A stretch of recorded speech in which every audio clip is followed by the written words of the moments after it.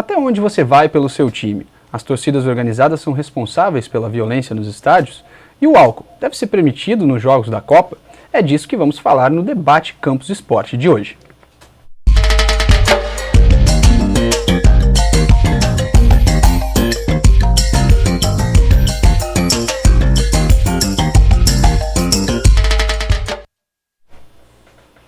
Boa noite. Começa agora mais um debate Campus Esporte. Hoje vamos falar sobre torcidas. Estão aqui no estúdio o colaborador do blog do Torcedor do Guarani, Guilherme Vanzella, o jornalista Albert Silva e o treinador do time da Atlética Geral da UEL e estagiário do Júnior Team, João Paulo Medeiros. Boa noite a todos. Boa noite.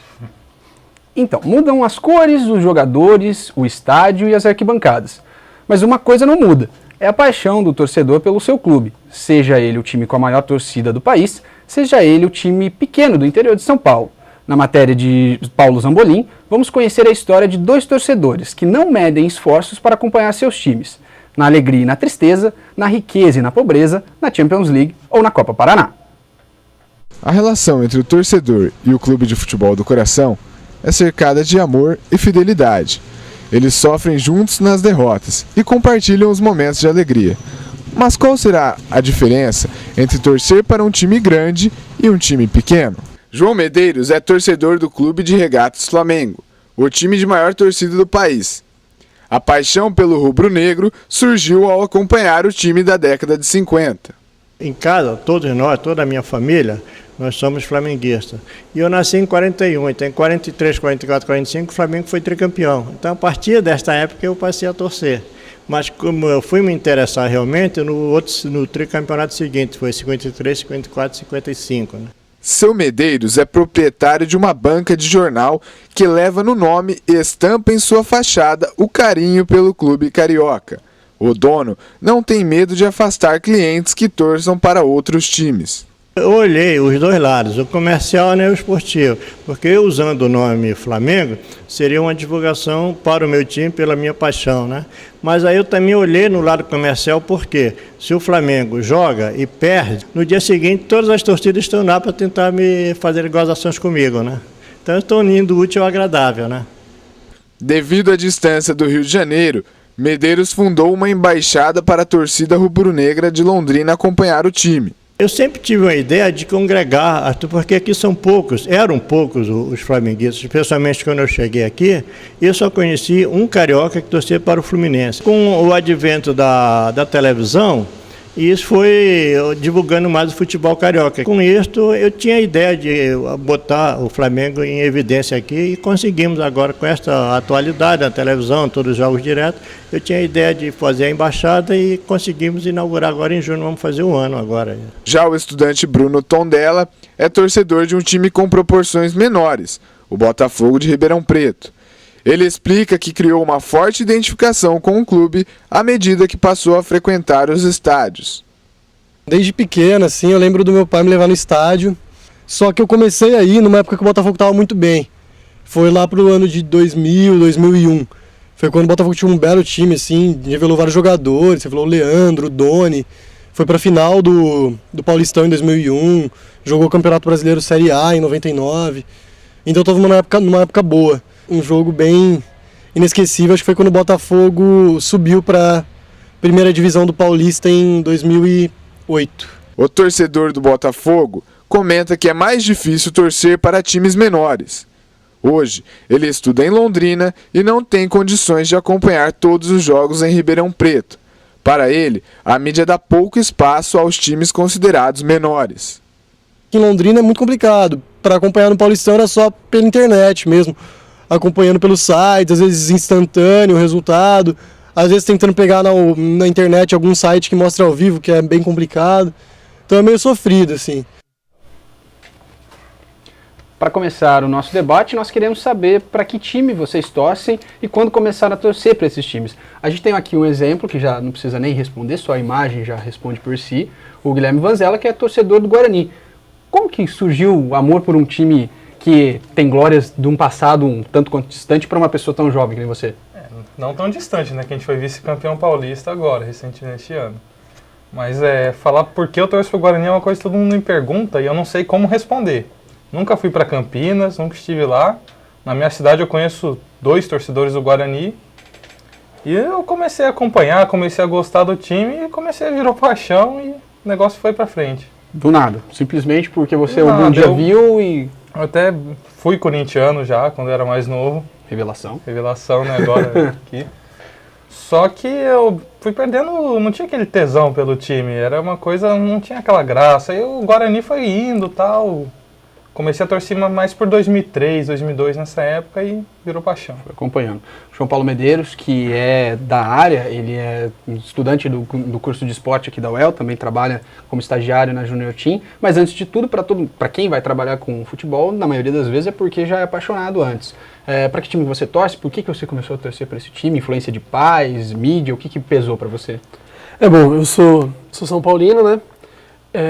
E, assim, a influência dos times grandes no interior de São Paulo, ela é tremenda, né? E acho que não teve muito aquela coisa de família, de influência, mas, assim, eu nasci numa época boa do São Paulo, né? Na época do São Paulo do Tele, e era um time que era muito bonito de se ver jogar, e eu acho que isso influenciou bastante, né? Peguei depois uma fase não muito boa, mas... na verdade, em casa, sou eu que fiz meu pai virar São Paulino, não foi ao contrário. Ao contrário? Mas por quê? Seu pai torcia para outro time, eu não acompanhava futebol e foi por sua culpa que ele começou a acompanhar mais o São Paulo? Então, na verdade, meu pai é nascido em Bauru, ele torcia pro Noroeste. E vocês moram em Marília, E a gente que, mora- isso. para quem não sabe, Bauru e Marília tem uma certa rivalidade Uma no futebol. rivalidade, E aí, pelo fato dele torcer pro Noroeste, eu acho que se apresentasse alguma coisa melhor pra ele, ele ia... Ele acabou seguindo ele ia você acabar seguindo, no São Paulo. Isso. E aqui do meu lado também o Alber, que é jornalista e torcedor do Londrina. Apenas do Londrina, você não é desses, Só do Londrina. desses Já basta. londrinenses que torce para um e para outro? Não. Já sofri pelo Londrina já é bastante, né? Pra que procurar mais um problema, vamos colocar assim. Mas eu comecei a torcer pro Londrina, eu tinha aproximadamente uns 10 anos. Foi meu pai que me levou pro estádio. Ele não ia muito no estádio, ele não é muito futebol, sempre jogou muito basquete e tudo mais, mas um dia ele chegou em casa e falou, vamos no estádio? Aí eu falei, vamos, eu e meu irmão. E na hora que eu entrei, foi no estádio do Café na época, na ocasião, e a hora que eu entrei no estádio, eu fiquei muito impressionado, assim, pela vibração, o time entrando em campo e tudo mais. Lembra do jogo? Lembra mais ou menos? Eu não lembro, era um jogo do Paranaense. Certamente era um jogo do Paranaense. Mas aí, depois, a gente não foi tanto, mas a partir de 2004 que a gente combinou, não, vamos todo jogo a gente vai. E desde então a gente vem, assim, perdendo um jogo por ano, no máximo. E antes disso não tinha interesse por nenhum time de São Não, Paulo, do não Rio de Janeiro, tinha. como a maioria dos londrinenses? Eu acompanhava muito pouco futebol. Jogava no colégio e tudo mais, mas não acompanhava. Eu não sabia o que estava acontecendo, quem era o jogador e tudo mais. Então, a partir dos meus 10 anos, aí comecei a me interessar mais por futebol. E o carro-chefe, o responsável por esse interesse, começa aqui pelo Londrina. Pelo Londrina. E depois você vai atrás para Isso. acompanhar... Depois a gente acompanha os nacionais, os grandes times e tudo mais, foi depois. Mas sem torcida, sempre só no Londrina. Só no Londrina. E torcendo pro Londrina, como é que é torcer para um time que de repente fica sem calendário, fica sem jogos? Pois é, né? Eu até brinco que a gente vai ficar 8 meses invicto, né? Porque a gente só volta a jogar em janeiro do ano que vem, e a gente parou em abril agora. É difícil, porque a paixão pelo time, você consegue expressar ela indo ao estádio, né? Eu acho que não só vendo o jogo, todo o entorno daquele dia, o domingo, você vai com a família, com os amigos, você encontra amigos que você fez no estádio, são pessoas que você raramente vê na rua, você só os encontra no estádio. Isso que é legal, né? A questão da comunidade, a questão o entorno do jogo, não só o jogo. Isso faz um pouco de falta, não faz bastante falta, né? E quem deve sentir falta disso é o Guilherme, pelo fato de torcer à distância. A maioria dos torcedores de Londrina, pelo fato de torcerem para os torcedores londrinenses, melhor dizendo, pelo fato de torcer para times da capital, também sofrem isso. Mas você, até um pouco mais, pelo fato do Guarani não estar na TV o tempo inteiro e você não ter acesso ao estádio por estar muito longe. Como é que é torcer à distância, assim, para você e sentir falta dessa parte da comunidade que o Alber disse? Não, então, torcer à distância se eu não sou tão negativo quanto o Halber, assim, que ele acha que tem que estar ali no estádio e tal. Eu acompanho muito, felizmente a gente tem acesso agora à internet, pay-per-view. E a gente consegue ver os jogos do Guarani, eu acompanho sempre. Se não está passando na TV, eu estou ali na internet acessando. Estou ali torcendo, para mim é uma sensação parecida. Já fui a jogos em estádio do Guarani, ambos em São José do Rio Preto. A gente já viu o Guarani ganhar do Rio Preto, já viu o Guarani perder do Palmeiras no meio da torcida do Palmeiras. A torcida do Palmeiras me consolando Porque o Guarani foi o ano que o Guarani caiu no Paulistão. E no caso, quando vocês caíram, por exemplo, a Série A2, como é que você acompanhou? Pelo rádio? A Série A2, alguns passam na Rede Vida, jogos, só que outros a gente consegue acompanhar pelo rádio. Ali tem o site, o Planeta Guarani, que o pessoal faz uns links ao vivo, às vezes, põe imagem de TV, que eles mesmos filmam, os próprios torcedores fazem uma multimídia e filmam a TV da região para passar para quem está galera, isso. Para quem está longe. E até sobre questão de acompanhar, o João trabalha na Junior Team, que é um clube formador de talentos aqui de Londrina. E nesse caso, tem torcida? Tem gente que acompanha? Ou é mais os pais dos jogadores que aparecem lá? Os parentes? Como é que é? Então, é um clube já desde 2001, né, que ele foi fundado. E até assim, eu não conhecia muito da história da Junior Team antes de começar a trabalhar, né? Mas eu acho que até pela empolgação de ter 2 times de Londrina agora na segunda divisão, né? Agora tem uma rivalidade muito grande com o Cincão. Começou a aparecer torcedores mesmo, assim. A média de público, acho que da Junior Team desse paranaense chega a quase 300 torcedores por jogo. É uma média significativa, né? Para se pensar, é o primeiro ano que a Junior Team joga a segunda divisão. Mas tem muito pai de torcedor também, mas agora tem bastante gente aqui acompanhando, sim. Você pode olhar pelas ruas, você vê a camisa da Junior Team, coisa que não via antes. Tá se criando uma identidade com o torcedor. Bom, no próximo bloco vamos discutir a questão das torcidas organizadas. Fica por aí.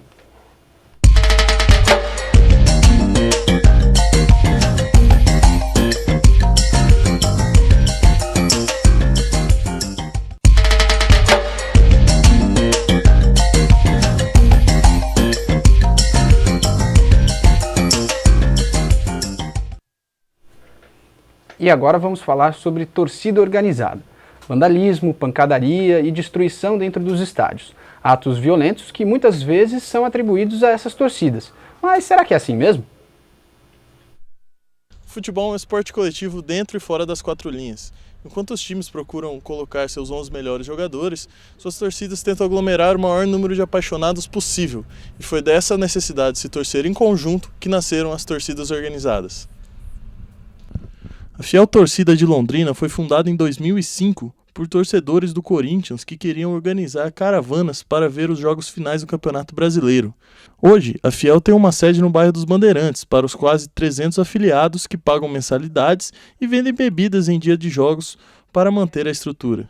O grande problema fica por conta da violência. Quando perguntados, os responsáveis da Fiel tratam o assunto com cautela. Segundo eles, as brigas não são programadas, acabam acontecendo pelas circunstâncias.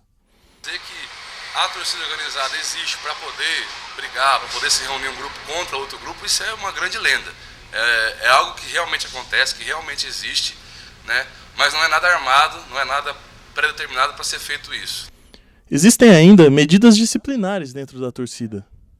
E aí, se acontecer, nunca aconteceu, existe punição sim. A diretoria tem uma punição para isso, uma suspensão, uma expulsão da torcida. Apesar dos torcedores negarem o vínculo da organizada com a violência, o psicólogo e doutor na área, Alex Eduardo Galo, acredita que a ligação realmente exista. Às vezes o que a pessoa não faz individualmente, ela faria em grupo porque ela tem o apoio do grupo. Então o comportamento individual é diluído no comportamento do grupo. Então se aquele grupo já tem uma tendência mais agressiva, com certeza aquele grupo vai ser bem agressivo. E aí a torcida tem essa característica. Então se a gente for fazer uma comparação entre torcida e gangue, é a mesma explicação. Aquilo que a pessoa não faria individualmente, num grupo ela acaba fazendo porque tem um apoio do grupo. Ainda segundo ele, a inibição deste tipo de comportamento tem de ser feita dentro do grupo. Para coibir isso, o grupo tem que dizer que não aceita. Porque o grupo tem que passar a não concordar com esse tipo de ato, com esses comportamentos. Então ele deixa de ser mantido, ele deixa de ser aceito pelo grupo. Então a própria torcida tem que recusar esse tipo de comportamento. E para vocês, Albert, as torcidas organizadas mais atrapalham, ajudam? Você que já, apesar de não fazer parte de nenhuma organizada, já vivenciou o dia a dia deles acompanhando a Falange Azul, que é a torcida organizada do Londrina, para quem não conhece, em alguns jogos, né? Olha, eu acho que a torcida organizada ela é um ajuntamento social como qualquer outro, né? Então, se você for ver, por exemplo, que numa comunidade, às vezes as pessoas exageram Lá também existe isso, mas a maioria talvez não possa responder por atos isolados. Acontece, não vou dizer que não acontece. Tem gente que às vezes vai para brigar, que vai já com uma certa predisposição a isso e tudo mais. Você chegou a ver algum não, nunca, caso nunca, desse? nunca vi, mas já ouvi falar várias vezes, não só aqui, em outras cidades, claro. É normal. Mas eu acho que a torcida como um todo não é violenta. São alguns grupos, alguns indivíduos dentro, entendeu? E não sei, talvez seja uma questão. Tem um técnico inglês, que me foge o nome agora, que ele fala que futebol. Algumas pessoas falam que futebol é uma questão de vida ou morte, é muito mais do que isso. Né? E talvez, lógico, ele usou uma alegoria, mas talvez para algumas pessoas seja esse um sentimento. Então, a pessoa às vezes ela como que eu vou dizer, não desajustada, mas ela não é realmente colocada socialmente. Então, chega num domingo, chega num dia de jogo, a única forma de expressão dela, toda a raiva que ela adquire durante a semana, durante o mês, toda a opressão que ela sente, ela coloca aquilo para fora. Então, se o time perde, o cara realmente acha que aquilo é a morte dele, que não há mais nada, que a vida acabou, entendeu? É uma reação exagerada. E isso muitas vezes realmente leva à violência e leva a outras coisas.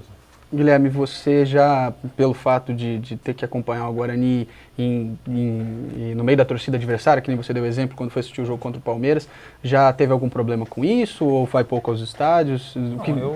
Eu vou pouco aos estádios, né? Mas assim, um fato eu acho interessante que este ano mesmo teve até um debate que houve um falecimento de um torcedor do Guarani em um confronto com a torcida da Ponte Preta, uma semana antes do derby. Era no derbinho, né? O Sub-17. Até eu escrevi a respeito disso, que o pessoal, por exemplo, a gente acaba ouvindo aquele negócio, futebol é paixão, futebol acima de tudo. Eu acho que o pessoal acaba exagerando isso.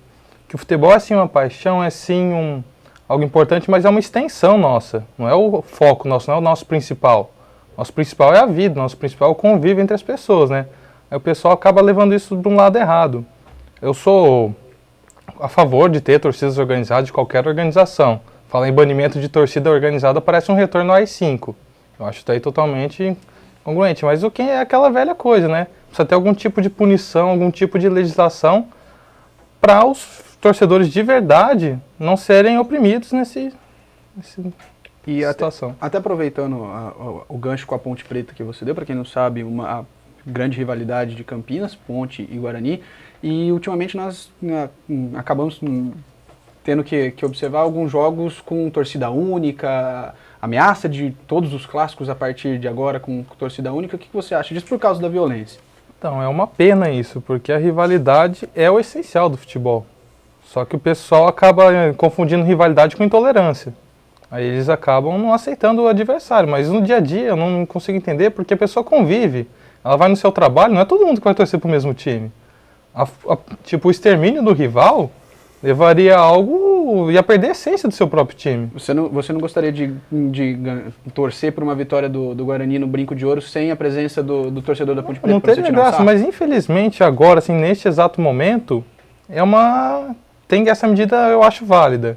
Só que tem que buscar uma alternativa para tirar isso, para ter as duas torcidas. Mas por enquanto, na situação que chegou, é válido, mas não é o correto. João, como profissional da área, a torcida organizada, pelo fato de ser um clube formador, talvez não tenha tanto problema, mas é complicado trabalhar com uma torcida de repente fazendo pressão e indo atrás dos jogadores, não ficando só no papel dela, que seria teoricamente ficar na arquibancada, mas quando essa linha é quebrada e eles passam a assediar os jogadores e o clube de alguma maneira? Então, na verdade a gente não convive muito com isso aqui, né? A gente mais escuta falar de pessoas que trabalham com a gente que já sofreram já passaram por esse tipo de coisa, né? Temos exemplos na capital paulista com a torcida do Palmeiras indo atrás de jogador, e isso acontecendo sempre. Eu acho que o principal problema disso é o poder que a torcida organizada tem hoje em dia, né? Eu acho assim, é válido ter torcida organizada, é claro que a torcida organizada deixa o espetáculo mais bonito, deixa o estádio mais bonito, deixa a rivalidade mais bonita, né?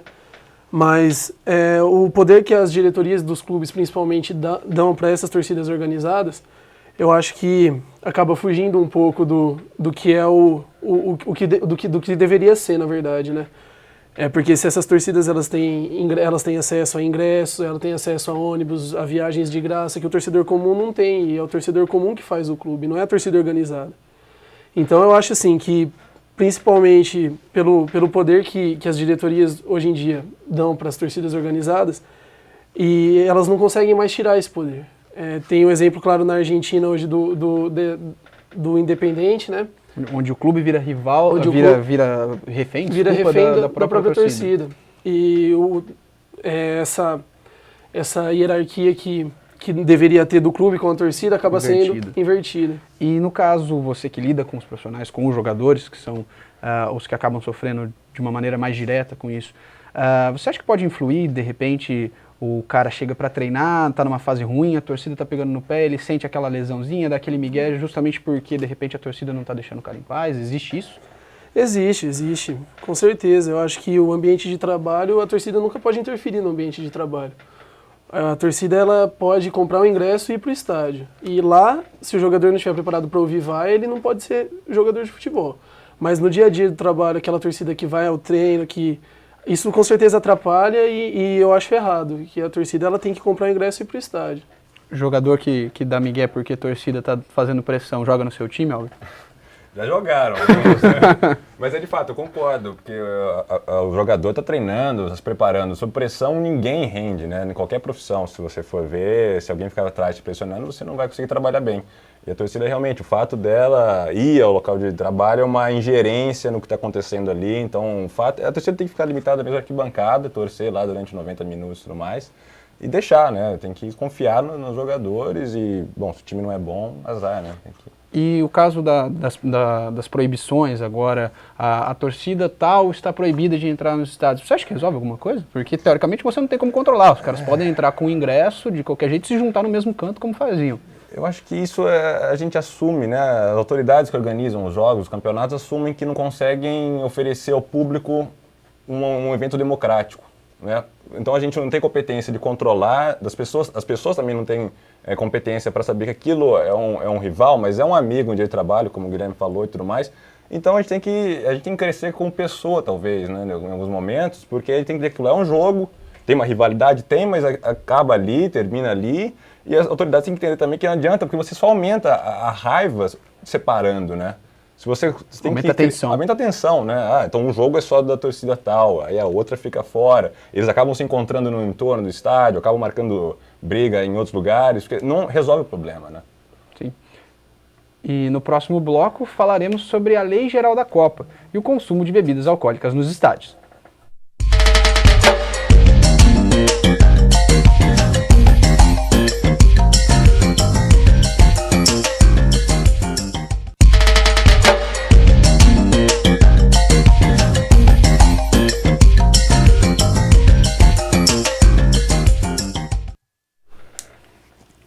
Isso é Guaraná, só para avisar, porque em alguns estados a venda de bebidas alcoólicas dentro dos estádios é proibida desde 2003. A proibição começou com o Estatuto do Torcedor, mas agora as negociações do governo brasileiro com a FIFA a respeito da Copa do Mundo, a Lei Geral da Copa foi aprovada no mês passado, liberando a venda de bebidas alcoólicas nos Jogos do Mundial de 2014.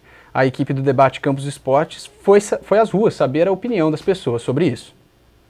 Eu até concordo, por motivos até para conseguir suprir o nível de patrocinadores que vão ter dentro da Copa, esse acordo é válido.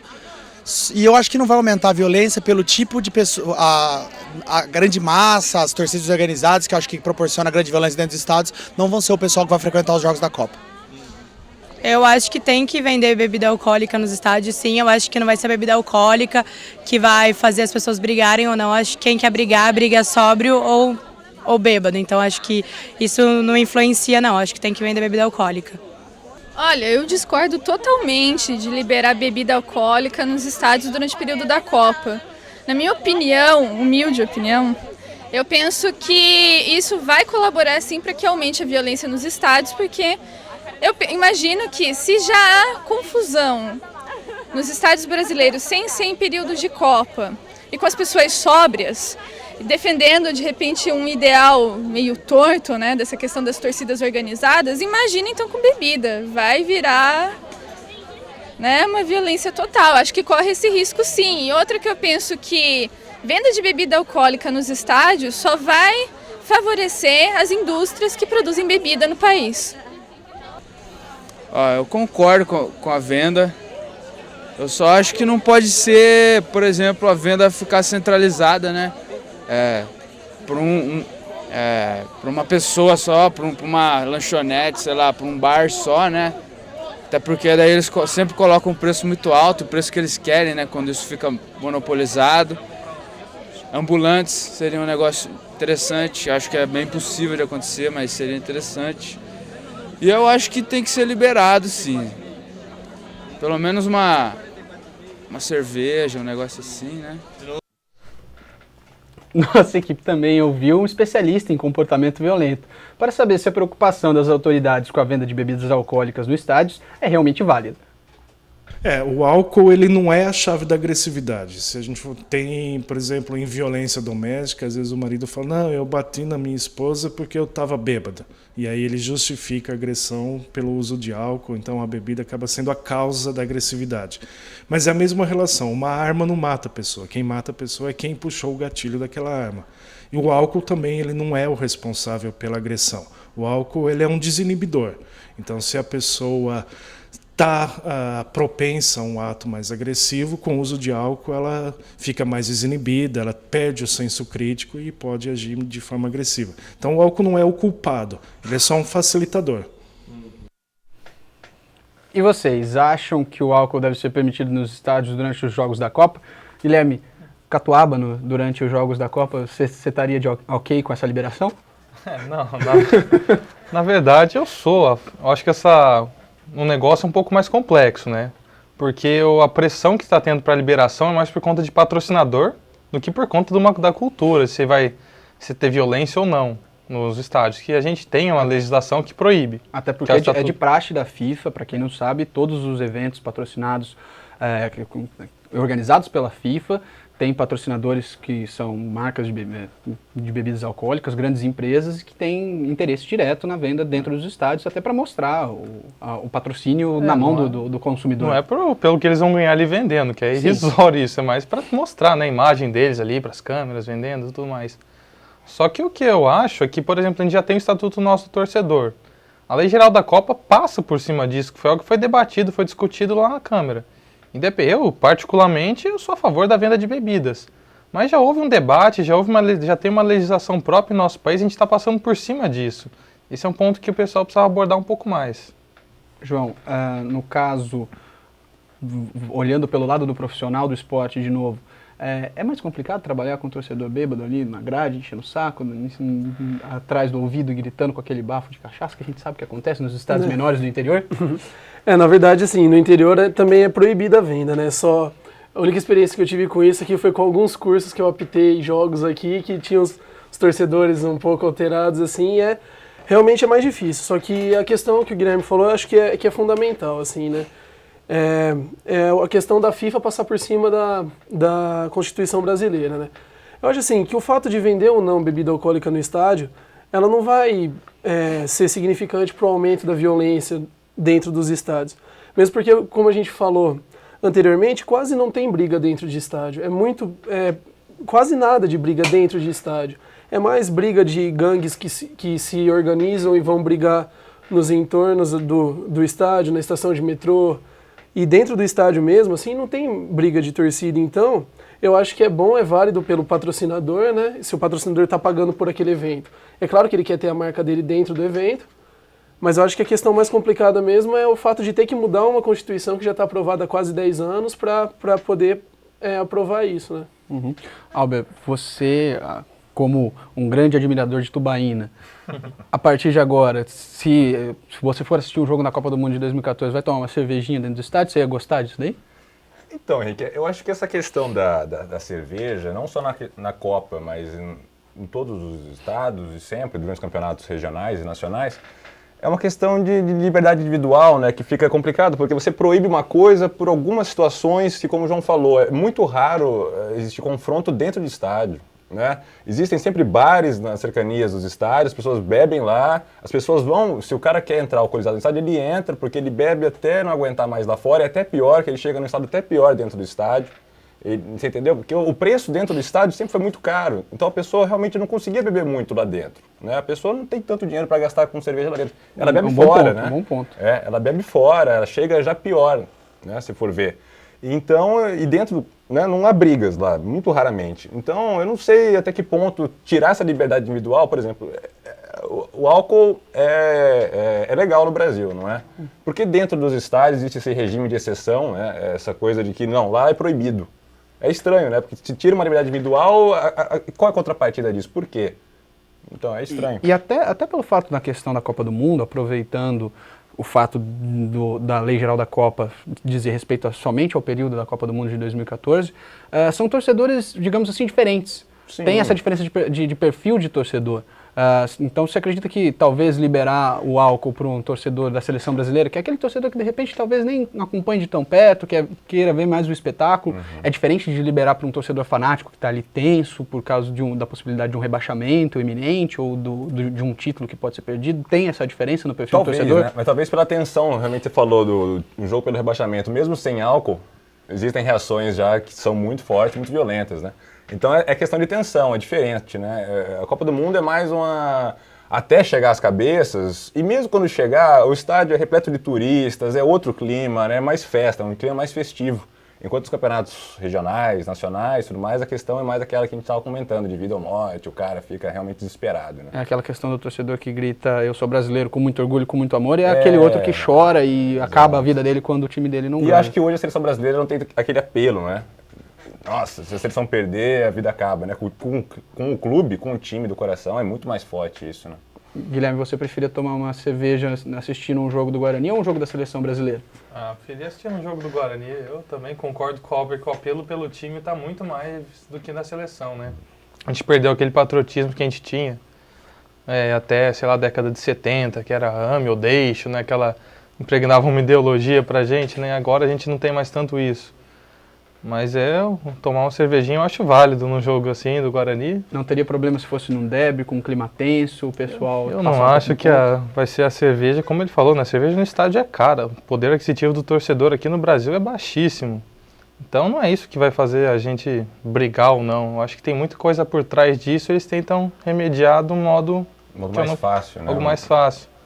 Que também não resolve. Sim. E no caso do torcedor de um time grande agora, assistir um jogo do São Paulo, às vezes um clássico um pouco mais tenso, por exemplo, um jogo que, vamos supor, a final de uma Copa do Brasil, que pode acontecer agora, caso passe pelo Curitiba, o Palmeiras também passe pelo Grêmio, você acha que interferiria alguma coisa no caso de um jogo mais tenso, assim, o fato da cerveja ser liberada nos estádios?